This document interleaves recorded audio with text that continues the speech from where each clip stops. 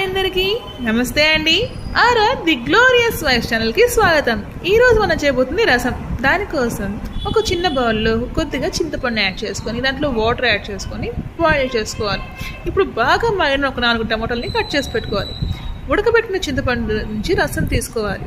ఇప్పుడు స్టవ్ పైన కడాయి పెట్టుకొని అందులో ఆయిల్, ఆవాలు, జీలకర్ర, కొద్దిగా కరివేపాకు, ఎండుమిర్చి, దంచుకున్న తెల్లగడ్డ వేసుకొని బాగా వేయించుకోవాలి.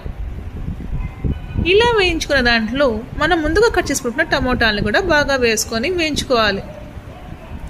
ఇప్పుడు ఇందులో 1/2 స్పూన్ పసుపు, అలాగే సాల్ట్ కూడా యాడ్ చేసుకోవాలి. ఇప్పుడు టమోటాలు బాగా మగ్గేంత వరకు వేయించుకుందామండి. చాలా సాఫ్ట్ అవ్వాలి.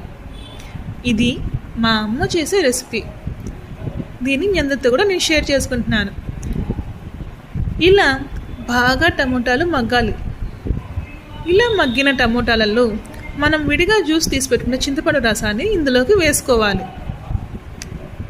వేసుకున్న వెంటనే కొంచెం చల్లగా ఉంటుంది కాబట్టి ఇలా చేత్తో ఒకసారి టమోటాలని బాగా నలపాలండి. అప్పుడు దీని టేస్ట్ ఒక రేంజ్లో ఉంటుంది. ఎక్కువసేపు అయినాక పెట్టకండి, చేయి కాలుతుంది. ఇప్పుడు ఇందులో మనము రసం పౌడర్ యాడ్ చేసుకుంటాం. నేను హోమ్మేడ్ రసం పౌడర్ వాడతానండి. లాస్ట్గా ఇందులో కొత్తిమీర యాడ్ చేసుకొని స్టవ్ ఆఫ్ చేసుకోవాల్సింది. అంతే అండి.